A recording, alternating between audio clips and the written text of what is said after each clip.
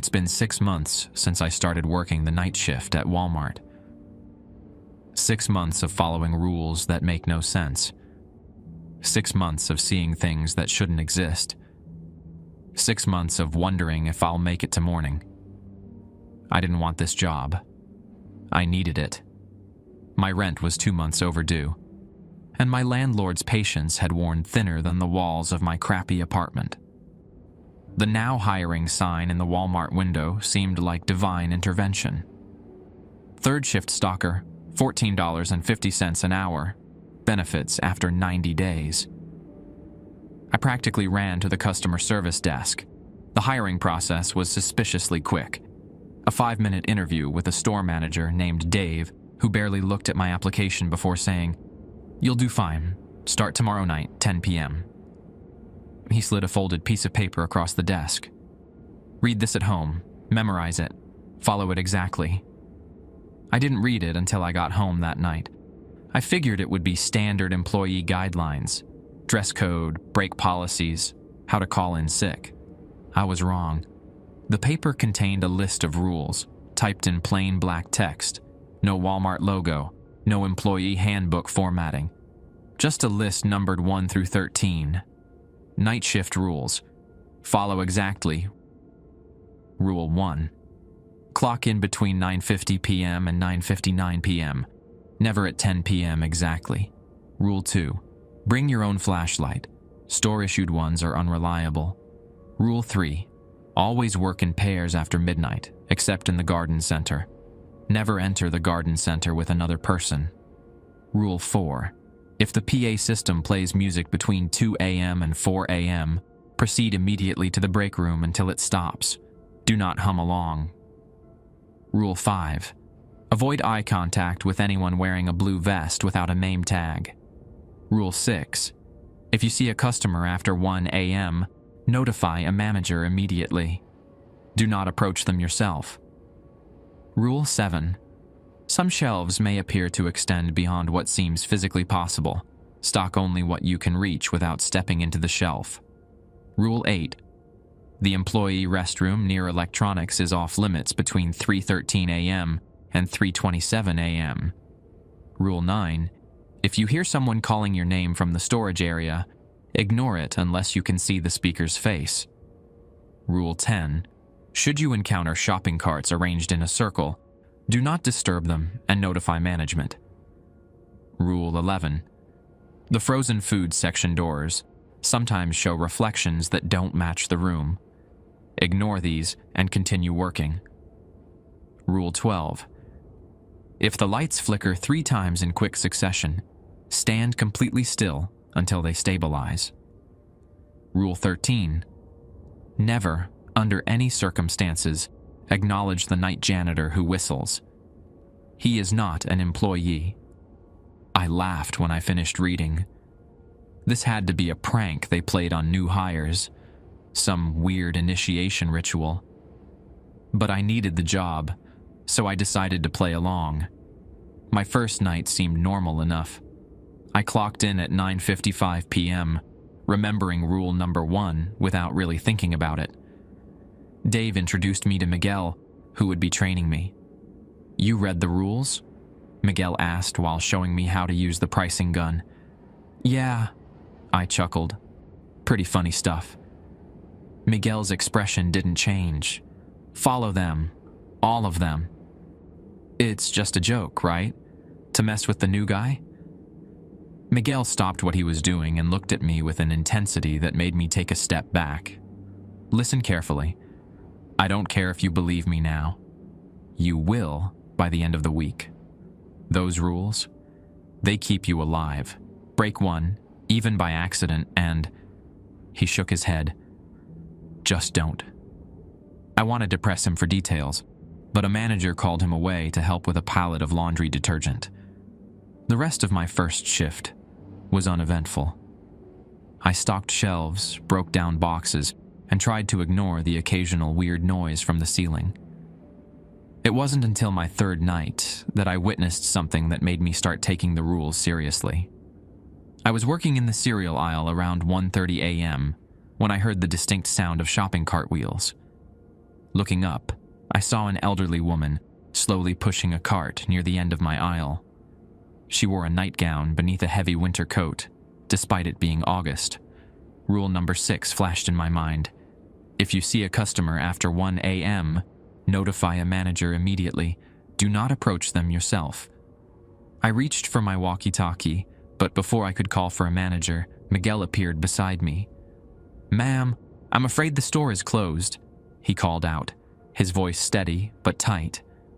The woman turned toward us and my blood froze. Her eyes were completely black, like empty sockets filled with oil. Her mouth stretched into a smile that was far too wide for her face. "I just need to pick up a few things," she said, her voice overlapping with itself, as if multiple people were speaking in imperfect unison. "Could you help me reach the top shelf?" Miguel's hand clamped down on my arm as I instinctively took a step forward. "We're not authorized to help after hours," he said firmly. "A manager will be with you shortly." The woman's smile stretched even wider, revealing rows of teeth like jagged glass. Such a shame. I only needed a little help. A sharp static burst from the overhead PA system, and the woman's head snapped up. She made a hissing sound, then pushed her cart around the corner and out of sight. Dave appeared moments later, looking grim. "You saw her?" "What the hell was that?" I whispered, my heart still pounding. "Someone who doesn't follow the rules," Dave said cryptically. "Get back to work. Stay with Miguel until your shift ends." After that night, I memorized every rule and followed them religiously. Most shifts passed without incident if you were careful, but occasionally things happened that reminded me why the rules existed. Like the night I needed to use the bathroom at 3:12 a.m. I remembered rule number 8 just in time. The employee restroom near electronics is off limits between 3:13 a.m. and 3:27 a.m. I rushed to finish before the forbidden time. As I washed my hands, I checked my phone. 3:12 a.m. I had 1 minute to get out. I dried my hands and reached for the door, but it wouldn't budge. Something was holding it shut from the other side. "Hello?" I called out, trying to keep panic from my voice. "I need to get out." No response, but I could hear breathing, heavy, wet breathing, like someone with fluid in their lungs. My phone showed 3:13 a.m. The lights flickered, then dimmed to a sickly yellow glow. The breathing got louder. Something scraped against the door, like long fingernails dragging across the metal. I backed into the far corner, trying not to make a sound. The temperature dropped so quickly, I could see my breath. The breathing on the other side of the door became rhythmic, almost like it was sniffing, searching. For 14 excruciating minutes, I stood frozen in that corner. The thing outside occasionally banged on the door hard enough to dent the metal, but it couldn't get in. At exactly 3:27 a.m., the lights returned to normal, and the temperature rose. The door swung open on its own, revealing an empty hallway. Dave was waiting outside, looking at his watch. "You're lucky," he said quietly. "Next time, check the time before you go." I nodded, unable to speak through my chattering teeth. "What? What happens if someone's in there during those times?" I finally managed to ask. Dave's expression darkened. "We lost 3 stalkers that way my first year as manager. We don't discuss it." Weeks passed. I learned to navigate the strange reality of night shifts at Walmart. I discovered what happened if you violated other rules, mostly through the misfortune of new hires who didn't take them seriously. A guy named Chris didn't believe in bringing his own flashlight, rule number 2.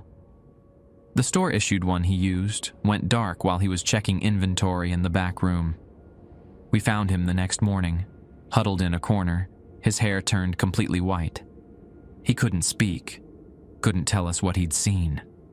He just kept drawing the same symbol over and over on any surface he could find. He never returned to work. Then there was Amber, who thought the music on the PA system at 3 a.m. sounded nice and hummed along, breaking rule number 4. The melody seemed to seep into her, changing her. She became obsessed with the tune, humming it constantly, unable to finish sentences without breaking into that eerie melody. She walked into the garden center during daylight hours a week later and vanished. The security cameras showed her stepping behind a display of seasonal plants, but she never emerged on the other side. I became something of an enforcer of the rules, warning new hires, making sure my coworkers stayed safe. We looked out for each other. We had to. Last week, I broke a rule myself, not intentionally. It was an accident, a moment of forgetfulness that may cost me everything.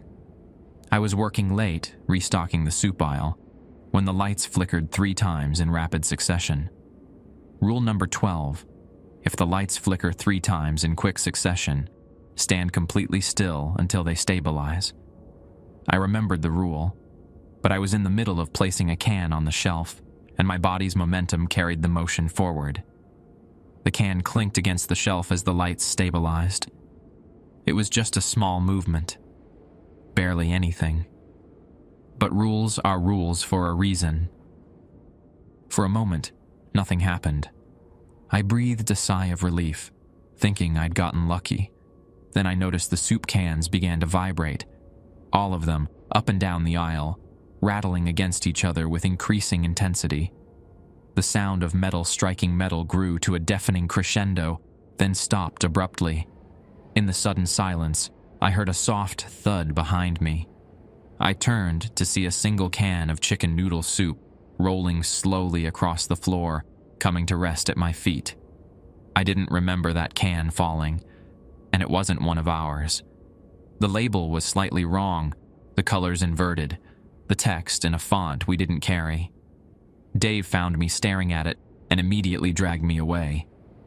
"Don't touch it," he hissed. "Don't even look at it. Go home now. Call in sick tomorrow." "What? Why? It's just a soup can." His expression was deadly serious. "It's marked you. Breaking that rule. It opens a door just for a second. Something noticed you. Go home. Check your apartment thoroughly before entering. Look for anything out of place. Anything that wasn't there before." "What should I do if I find something?" He hesitated. "Run. Leave everything behind. Start over somewhere else." I did as he said. I searched my apartment carefully before entering. Nothing seemed amiss.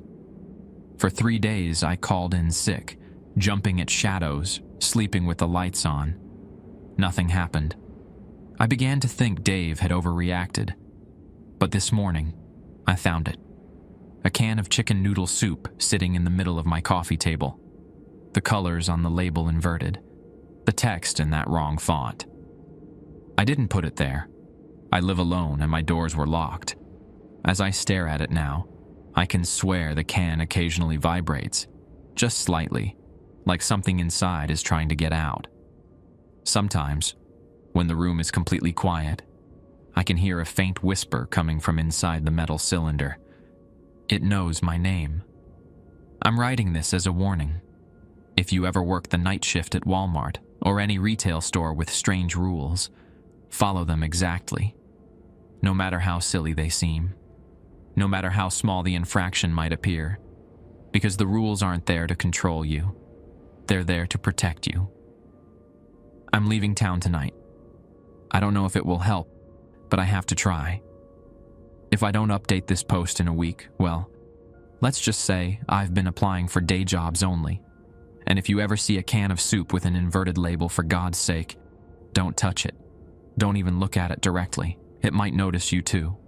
The employee entrance swallowed me into the store's back hallway, a narrow corridor with scuffed linoleum floors and walls adorned with corporate motivational posters. "Teamwork makes the dream work," claimed one, featuring smiling employees that looked nothing like the hollow-eyed Diane who'd greeted me outside. My watch read 9:49 p.m. Perfect timing.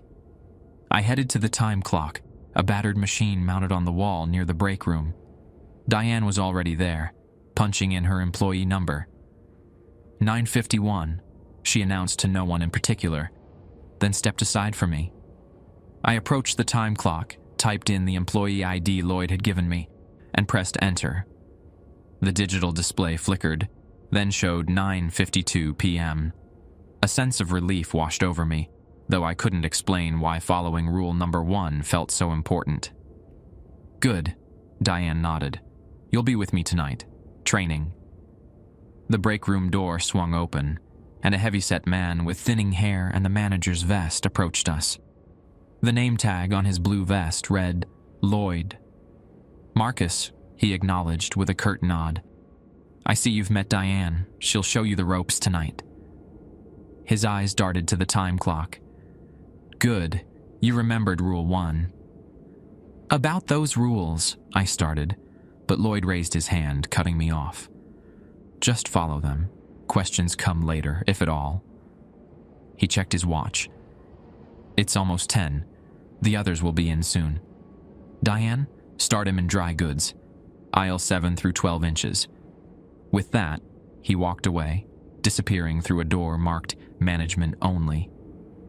Come on, Diane said, leading me through the store. The regular closing shift employees were filtering out as we made our way to the sales floor. The store wasn't officially closed yet. It wouldn't be until 11 p.m., but the customer count was sparse. So, I ventured, how long have you worked nights here? 4 years, 2 months, she answered without hesitation.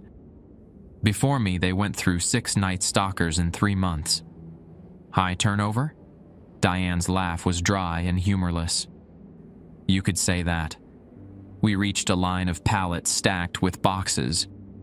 The store was oddly quiet now, the usual daytime Walmart bustle replaced with an eerie calm interrupted only by the persistent hum of fluorescent lights. All right, Diane said, handing me a box cutter. We'll start with these cereal boxes. Simple enough.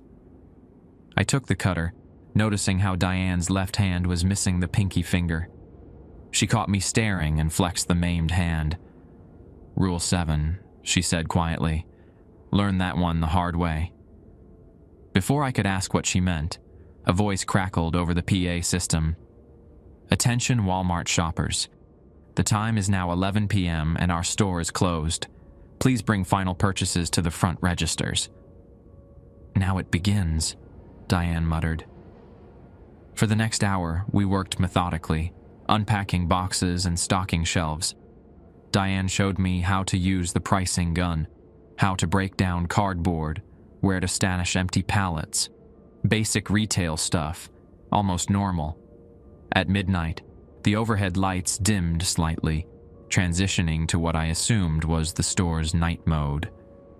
The remaining staff had dwindled to just the night crew, 8 of us in total, scattered throughout the massive store. So when do the weird things start happening?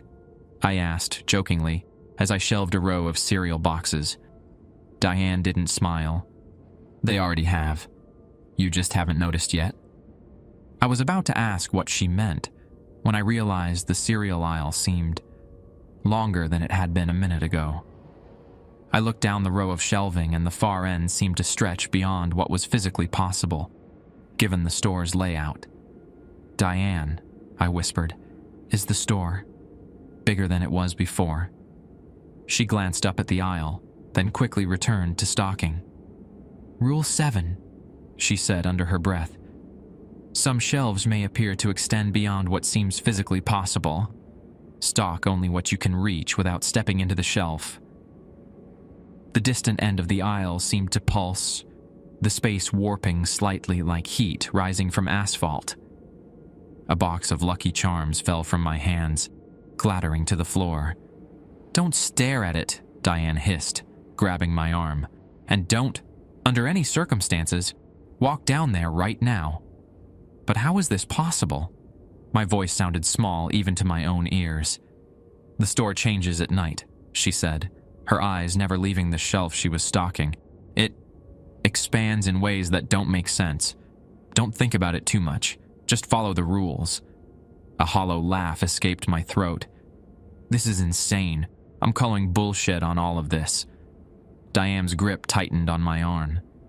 Believe what you want. Just follow the rules if you want to see daylight again." The conviction in her voice silenced my skepticism. We continued working, and I deliberately kept my eyes away from the distorted end of the aisle. After about 20 minutes, I risked another glance. The aisle had returned to its normal dimensions. "It's fixed," I whispered. Diane nodded. "For now." The rest of our shift in dry goods proceeded without incident, though I noticed how Diane's eyes constantly scanned our surroundings, how she checked her watch obsessively, how she flinched at every unexpected sound. At 12:58 a.m., she looked at her watch and stiffened. "Almost 1 a.m., she said. "From now on, we work in pairs, Rule 3. "Except in the garden center," I added, recalling the rule. "We're not going to the garden center," she said firmly. "Not tonight. Not ever if you're smart." "What's in the garden center?" Diane's eyes met mine, and for the first time, I saw a naked fear there. Something that prefers to meet new employees one at a time. The digital clock on the wall ticked over to 1:01 a.m. Something subtle changed in the atmosphere of the store. The background hum of the refrigeration units seemed to drop an octave lower. The fluorescent lights overhead buzzed with a new intensity, like angry wasps trapped in glass jars. "Let's move to housewares," Diane said, her voice tight. "We need to finish those bedding sets before—" The distinct squeak of a shopping cart cut through the store's ambient noise. Both of us froze. "Tell me that's one of the other stalkers," I whispered. Diane shook her head almost imperceptibly, reaching slowly for her walkie-talkie. "Rule 6, she breathed. "If you see a customer after 1 a.m., notify a manager immediately. Do not approach them yourself." We peered down the main aisle. About 50 feet away, a woman in a faded blue bathrobe pushed a shopping cart with one squeaky wheel. Her gray hair hung in limp strands around a face lined with age. From this distance, she looked like someone's grandmother who had somehow wandered into the store after closing. "Lloyd," Diane whispered into her walkie-talkie. "Customer in grocery, near aisle 9. After hours." The radio crackled with static before Lloyd's voice came through, unnaturally calm. "Stay where you are. Do not engage. I'm on my way." The woman turned her cart in our direction. Something about her movements seemed off, too fluid, almost gliding, despite her apparent age. "Should we hide?" I asked, already backing away. "No," Diane warned. "Don't move suddenly, don't run. She'll notice." "She'll notice? What does that—" "Excuse me," called the elderly woman, her voice carrying easily across the distance between us. "Could you help me find the canned peaches? I can't seem to locate them." Every instinct told me to respond, to help this harmless-looking old lady. I even took half a step forward before Diane's iron grip closed around my wrist. "Don't," she hissed. "Look at her eyes." I squinted, focusing on the woman's face as she drew closer. Her cart squeaked rhythmically with each step.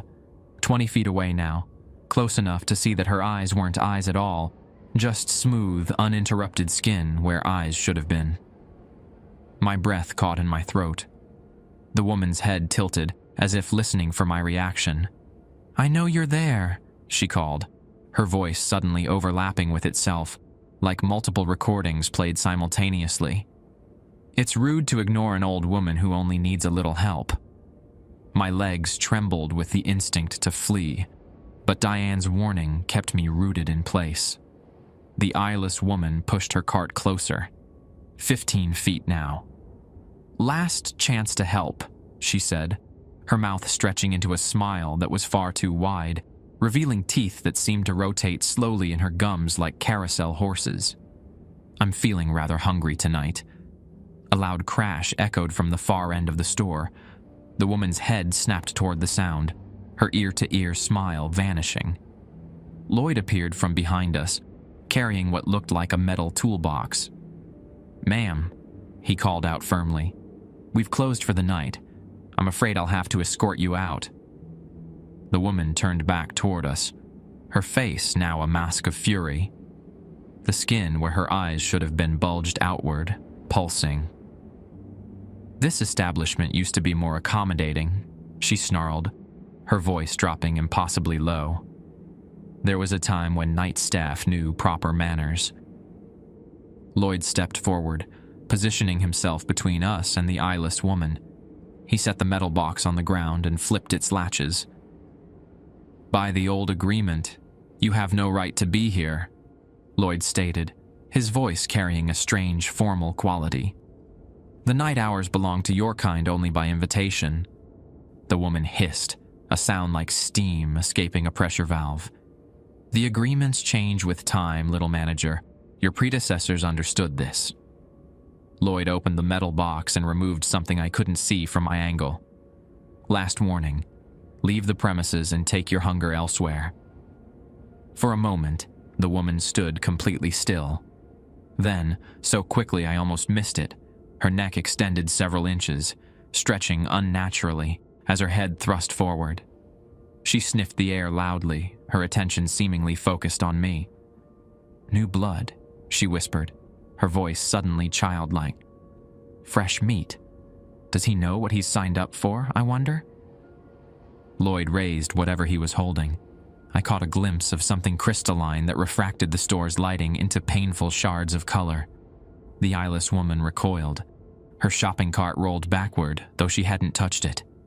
"This isn't over," she said, her multiple voice effect intensifying until it sounded like a chorus of different people speaking through her mouth. "The barriers weaken. The doors open wider each night. Your rules won't protect you forever." With that, she turned and pushed her cart rapidly toward the garden center, moving with impossible speed. Within seconds, she had vanished around a corner. Lloyd's shoulders sagged. He returned the crystal object to his metal box and secured the latches. "Is she gone?" Diane asked, finally releasing my wrist. "For tonight," Lloyd confirmed. "She can't return until tomorrow at the earliest." I struggled to form words, my mind reeling from what I'd just witnessed. "What? Who was that?" Lloyd regarded me with tired eyes. "That's why we have Rule 6. Still think these are joke rules?" My mouth felt desert dry. What would have happened if I'd approached her? Diane and Lloyd exchanged looks. "Remember Ted from Sporting Goods?" Diane asked Lloyd. "Hard to forget," he responded grimly. "Had to explain to corporate why we found nothing but his name tag and left shoe." My stomach lurched. "You're saying that thing ate someone?" "Ate isn't quite the right word," Lloyd said, checking his watch. "It's 1:27 a.m. We've wasted enough time. Diane, take him to Housewares like you planned. Stay together." As Lloyd walked away with his mysterious metal box, I turned to Diane. "This can't be real. That woman... It had to be some kind of prank, right? Special effects or something?" Diane's expression remained deadly serious. "Want to know why I respect Rule 7? Why I'm missing a finger?" She flexed her main hand. "Because the things that hide in the two long aisles are distant cousins to what you just saw. They're hungry, too." She started walking toward Housewares, clearly expecting me to follow.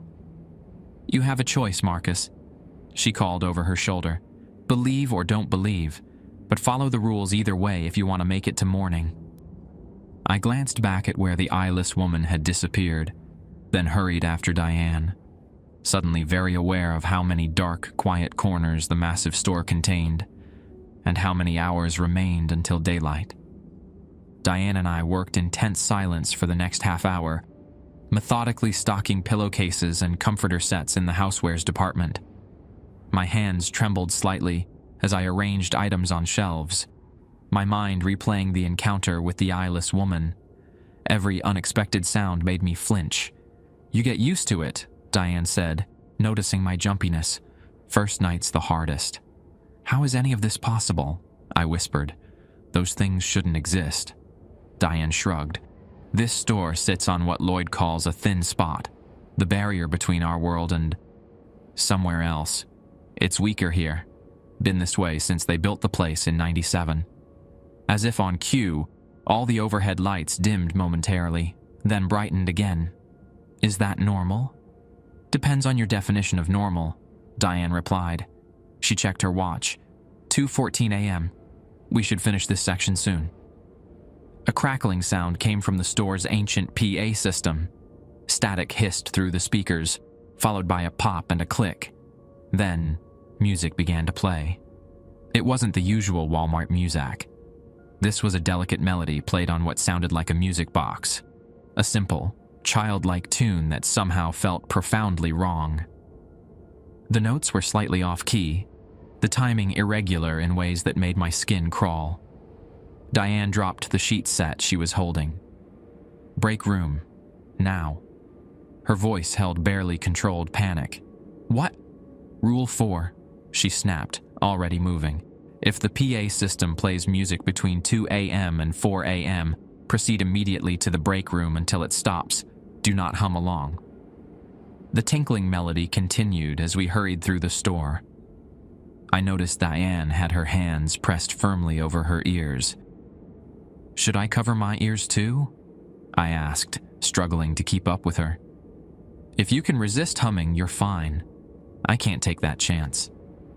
As we rushed past the electronics department, I saw other night staff similarly hurrying toward the break room. A stocky guy with a beard was practically dragging a younger employee who seemed to be swaying to the music. Carlos, he's humming, someone shouted. Shut him up. Carlos clamped a hand over the younger man's mouth, but it was too late. The young employee's eyes had taken on a glazed, distant look. His body moved in rhythm with the discordant melody, steps becoming more fluid and unnatural with each passing second. Leave him, Lloyd's voice commanded from somewhere ahead. Get to the break room. Carlos hesitated, then released his grip on the humming employee and ran toward us. The abandoned man began to dance, a jerky puppet-like movement that bent his limbs at impossible angles. His humming grew louder, harmonizing perfectly with the music box tune. We reached the break room, and Lloyd frantically waved us inside. Quickly! As Diane and I rushed through the door, I glanced back. The humming employee was now floating several inches above the floor, his body contorting grotesquely as the music swelled. Lloyd slammed the break room door shut behind us and turned a key in the lock. The room contained 5 other employees, all looking terrified. The music was still audible but muffled through the walls. What happens to him? I asked, my voice barely a whisper. If we're lucky, he'll still be here when the music stops, Lloyd answered grimly. If not... He gestured helplessly. We sat in tense silence for 17 excruciating minutes as the twisted melody played on. When it finally stopped, Lloyd cautiously opened the door. The employee who had been humming lay crumpled on the floor about 30 feet away, unconscious but breathing. His name tag read Kevin. He's still here, Carlos said, relief evident in his voice. This time, Lloyd muttered. He turned to me, his expression hard. Still think the rules are a joke? I could only shake my head, my entire understanding of reality crumbling around me. After the music incident, Diane and I were assigned to stock the frozen food section. Kevin had been moved to the manager's office, still unconscious but stable. Lloyd assured everyone he would likely recover, though he mentioned something about residual effects that no one seemed willing to explain further. Stick close to me and frozen, Diane instructed as we pushed our cart of frost-covered boxes toward the back of the store.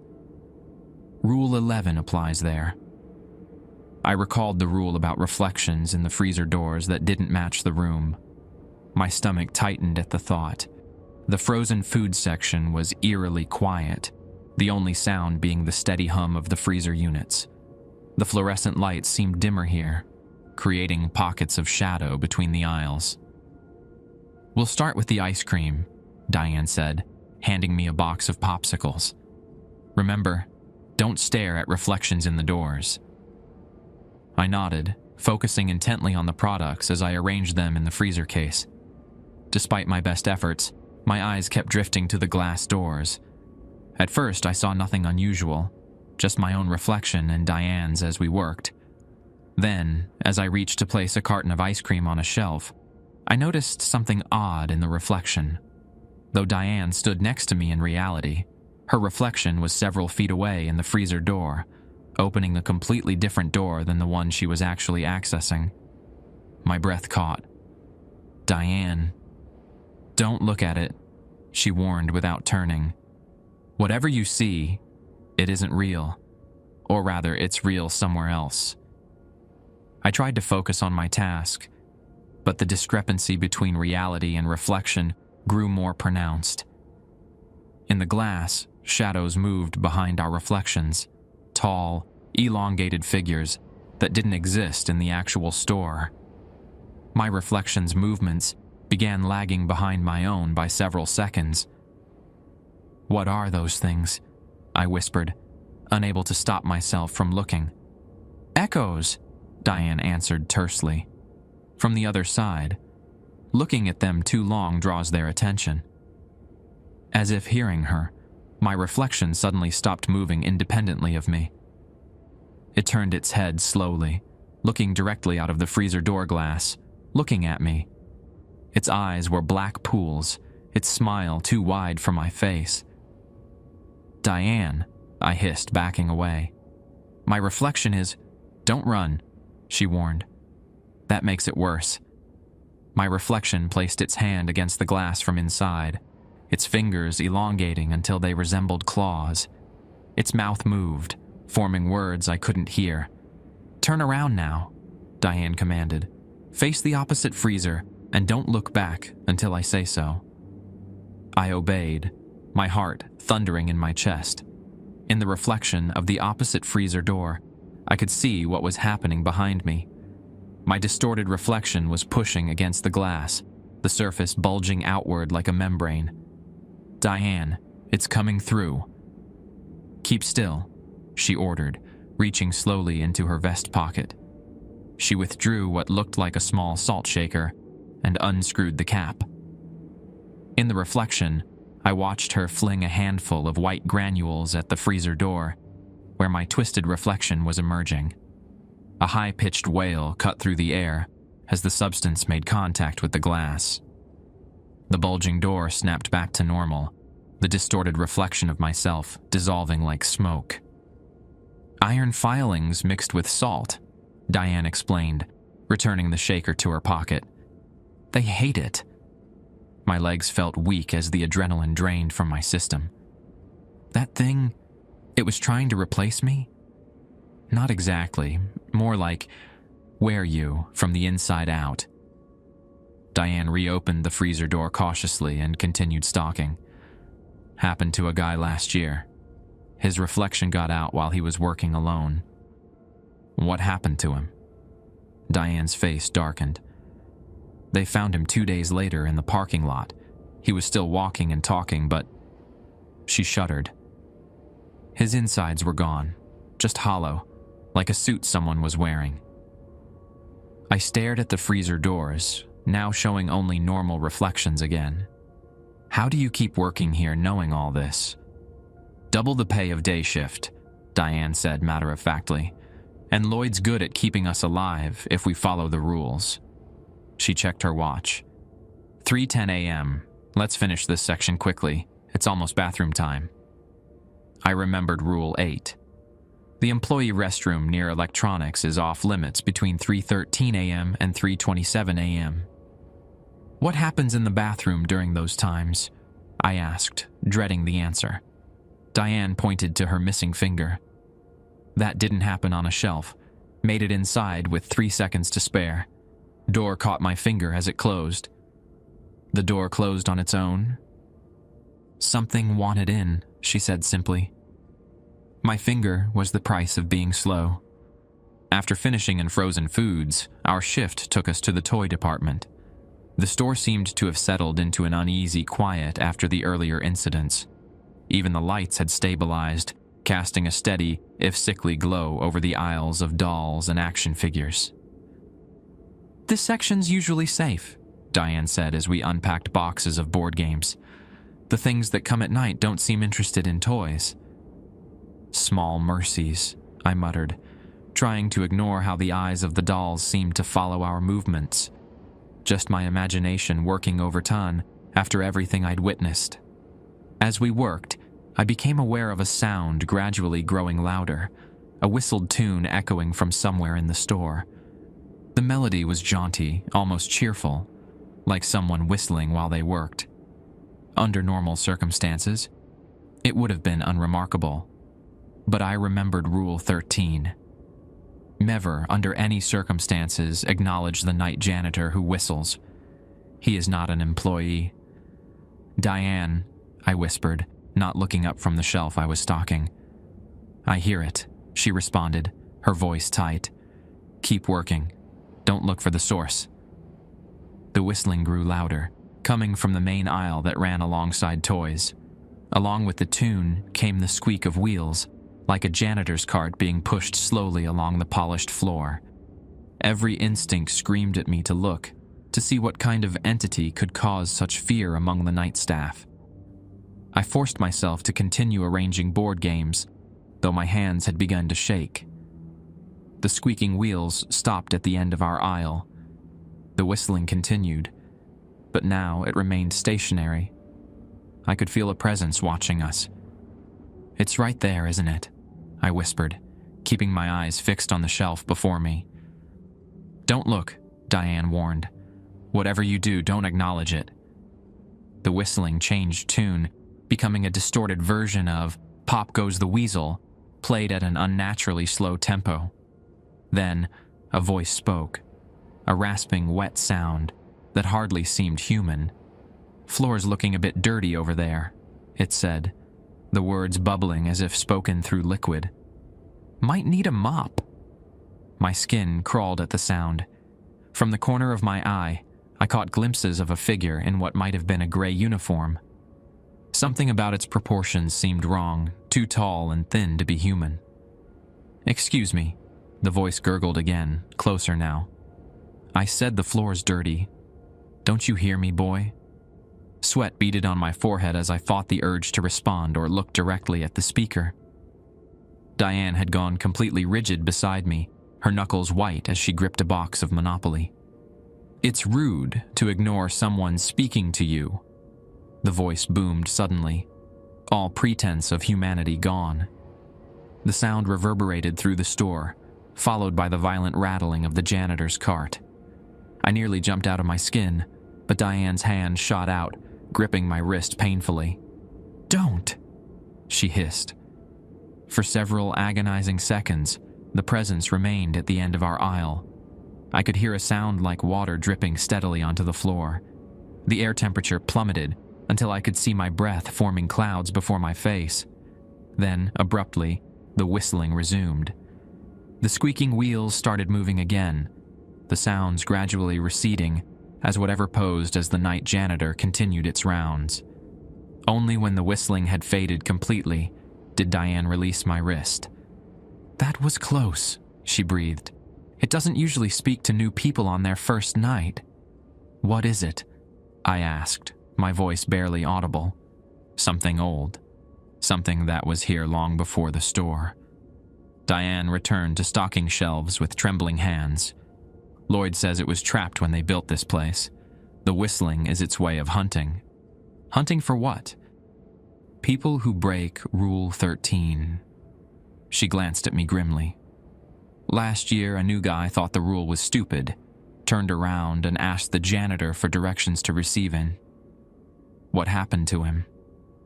They never found enough to bury." 4 hours down, 4 to go, Diane said, checking her watch as we finished in the toy department. "You're doing well for a first-nighter. Most don't make it this far without breaking at least one rule." I wasn't sure if that was a compliment or merely an observation. My nerves were frayed, every shadow a potential threat. The store no longer felt like a simple retail space, but a living entity with malicious intent. Lloyd's voice crackled over our walkie-talkies. "Need someone in sporting goods. Inventory delivery just arrived. "We'll take it," Diane responded, already heading in that direction. Better than electronics right now. We cut through housewares on our way to sporting goods, passing the bedding section we'd stopped earlier. As we rounded the corner near seasonal items, Diane stopped so abruptly I nearly collided with her. "Don't move," she whispered. In the open area ahead, where garden furniture would be displayed in summer, 8 shopping carts stood arranged in a perfect circle. They faced inward, like some bizarre metallic Stonehenge. The space inside the circle appeared darker than it should have been, as if the fluorescent lights couldn't quite penetrate that area. I remembered Rule 10. Should you encounter shopping carts arranged in a circle, do not disturb them and notify management. "I'm calling Lloyd," Diane said quietly, reaching for her walkie-talkie. Before she could press the talk button, a soft sound emanated from within the cart circle, a child's laughter, light and innocent. A small red ball rolled out from the darkened center, coming to rest at my feet. "Don't touch it," Diane warned, her voice tight with fear. The laughter came again, closer now. "Can I have my ball back, mister?" A young voice called from the darkness between the carts. "Please? I just want to play." Every protective instinct in my body urged me to help the child. I found myself reaching for the ball before I could stop myself. Diane slapped my hand away. "That's not a child," she hissed, backing us both away slowly. "But it sounds like whatever will make you cross that circle." She raised her walkie-talkie. "Lloyd, cart circle in seasonal, requesting immediate assistance." The voice from the darkness changed, becoming multiple children speaking in unison. "Don't you want to play with us? Everyone wants to play. Everyone joins the circle eventually." The shopping carts began to vibrate, rattling against the floor. The darkness within the circle deepened, seeming to pulse like a living thing. "Please, mister," the voices called, no longer sounding childlike at all, but distorted and hungry. "Just roll the ball back. Just step inside. We're so lonely." Lloyd appeared beside us, carrying the same metal toolbox I'd seen earlier. "Stand back," he ordered, opening the box and removing what looked like a handful of small river stones marked with red symbols. The cart circle began to rotate slowly on its own, the metal constructs grinding against the floor. The darkness inside swirled like a whirlpool, and multiple pairs of gleaming eyes blinked open within it. "Come play with us!" the voices roared, all pretense of childlike innocence gone. Lloyd began tossing the marked stones into the circle one by one, chanting something under his breath. With each stone that vanished into the darkness, the carts slowed their rotation. The voices shrieked in what sounded like pain. The final stone caused a concussive wave that knocked us backward. When we recovered, the carts stood motionless again, the darkness between them merely normal shadow. "What was that?" I gasped, helping Diane to her feet. "A doorway," Lloyd said grimly, collecting the now empty shopping carts. "They appear randomly, usually after midnight. Binding stones close them temporarily. What would have happened if I'd... Don't ask questions you don't want answers to," Lloyd cut me off. "Just be grateful you followed Rule 10. As Lloyd wheeled away the carts, I noticed something on the floor where the circle had been. Small, wet footprints that evaporated before my eyes, leaving scorch marks on the linoleum. I've been working the night shift at Walmart for 3 months now. The rules are second nature to me at this point, embedded in my consciousness like survival instincts. I no longer question their necessity or origin. I simply follow them, and I live to see another dawn. That first night changed me. The world I thought I knew was a comfortable illusion, a thin veneer over something darker and more complex. Sometimes I envy people who get to live in that illusion. who never have to learn what really lurks in the shadows of a 24-hour superstore at 3 a.m. Lloyd eventually explained more about our store's unique situation. Built on the site of an old crossroads, where, according to local legend, people once made deals with entities they couldn't possibly understand. The massive building, with its labyrinthine aisles and constant electrical hum, acts as both beacon and barrier, attracting things from elsewhere, while also, paradoxically, keeping them contained. The rules evolved over time, he told me during a rare quiet moment. Each one written in blood and necessity, each one a lesson learned the hard way. Diane has become something of a mentor to me. Her pragmatic approach to our supernatural workplace somehow makes the horrors manageable. Fear is fine, she often says. Panic is what gets you killed. Kevin never fully recovered from his encounter with the music. He still works nights, but sometimes he hums that twisted melody under his breath, unaware he's doing it. On those nights, Lloyd confines him to the break room until the episode passes. The pay is good. Hazard compensation, Lloyd calls it with a grim smile. Enough to cover my rent, my medical bills, and still have some left over. In this economy, walking away from that isn't an option, even if walking away were possible. Lloyd hinted once that leaving might not be as simple as putting in 2 weeks' notice. The things that hunt us at night have long memories. New hires come and go. The ones who scoff at the rules rarely last a week. I've taken to training them myself, emphasizing the importance of each rule, hoping to minimize casualties.